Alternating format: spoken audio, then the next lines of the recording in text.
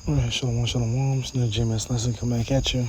Before I do get into this lesson, I want to start by giving out honor, glory, and praises to the Heavenly Father and His only begotten Son, Yahweh, Bahashem, Yahweh Shai, Bahashem, Rahakodash. Next up, the bonus to my apostles, elders, grand millstone, taught me the 100% truth of the Bible, and who rule well. Peace, love, salutations to all the brothers across the four corners of the earth, pushing this truth in all diligence and sincerity. And I'm just jump right back into it. This is gonna be a part two, a little continuation. Got cut off in the first lesson, so a little bit of this edifying, and I'm just pick up where I left off. This is Titus 1:10. For there are many unruly and vain talkers and deceivers, especially they of the circumcision. Right. So there are many liars, man, deceivers, unruly and vain talkers, just vain babblers, guys that just go out and wing it, guys that just say anything, guys who are just all over the place, man, with their doctrine and with their teachings, right? Especially they of the circumcision, man, especially those who know that they're Israelites who claim to be coming in the names of Yahweh, Bashem, Yahweh Shai, especially guys like that, man, right? Because for real, man, it's just niggas with garments on. And those are worse than niggas, man. Even with ninjas, we know what to expect from them. When they come around smoking their blunts, pants sagging, right, gang banging. And, hey, look, at least they sticking true to, who they are. But these guys, when they come into this truth, man, they're a lot as niggas, and they don't really change, right? And they're coming and serving their own bellies. They're just niggas with garments on, man, right? And those are guys. That's what these lessons are for, man. Guys who haven't fully converted, guys who haven't actually repented, turned back, and got right for real, man. They're faking the funk, right? And that's worse than a ninja who's just being a ninja, man. So it reads on, and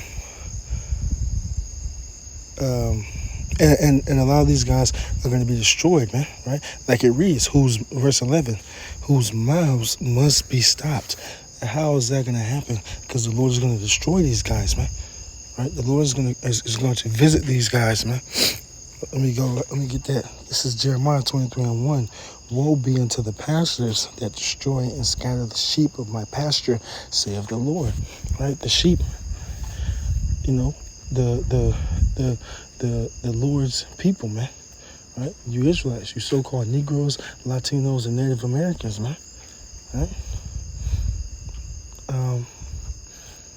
And it reads on verse 2. Well, it's like, not to skip over that, but woe and destruction, death and destruction to these guys, man, who scattered the Lord's people, man, who scattered the Lord's flock, right? Because what? Because they follow after, these guys, they're going to be destroyed right along with them, man, right? 2/3 of the nation of Israel, we got to understand that, and included the people included in that 2/3 number is going to be false pastors and those of the circumcision that were following after those false pastors, man. Right? Excuse me. It's like it. And it reads on, verse 2. Therefore, thus saith the Lord, Yahweh Shem Shai, power of Israel, against the pastors that feed my people, ye have scattered my flock and driven them away, right? And driven them away, and have not visited them.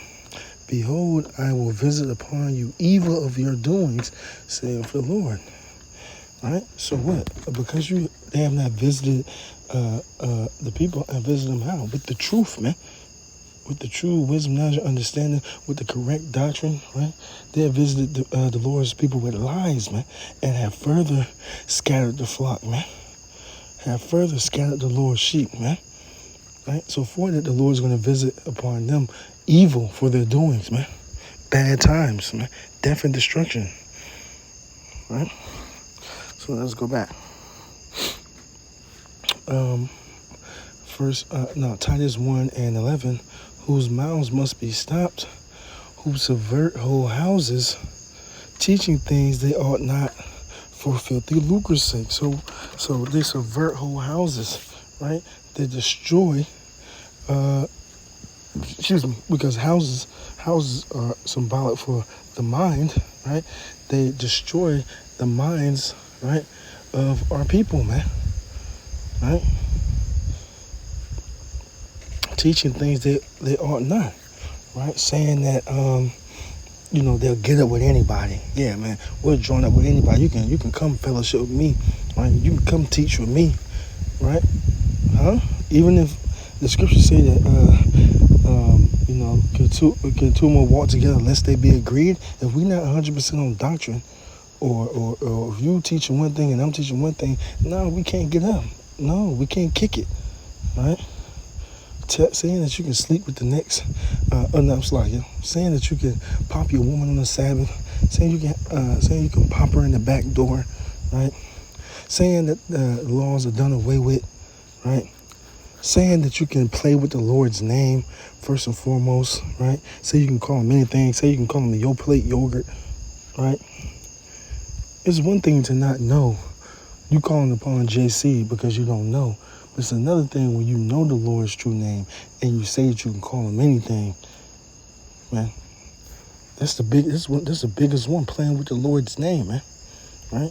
And in many of other things, man, these guys are teaching things that they ought not be teaching, man. Right? That's not sound doctrine. That's not a part of the truth, man. The 100% unadulterated, unfiltered truth, man. Right?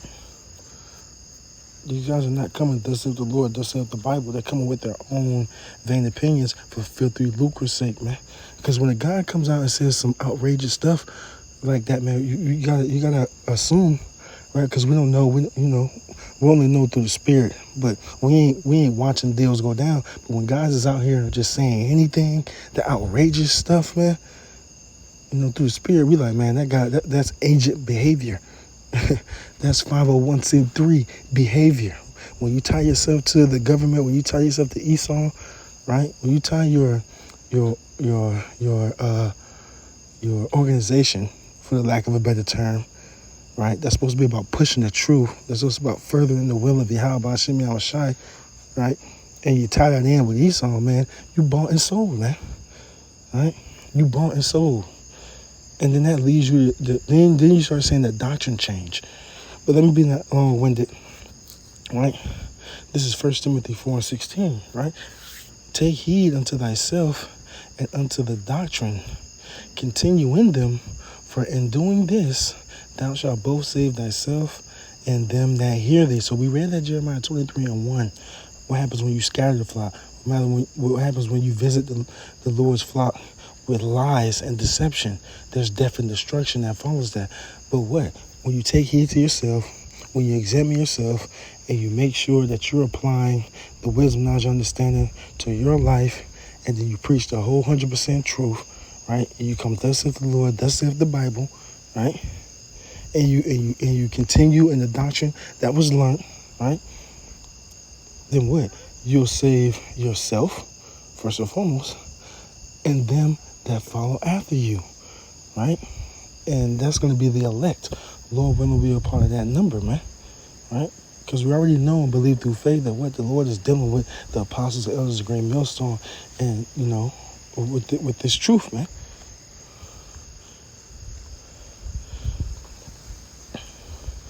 And, look at that. I forgot. I already, copy and pasted that Jeremiah 23.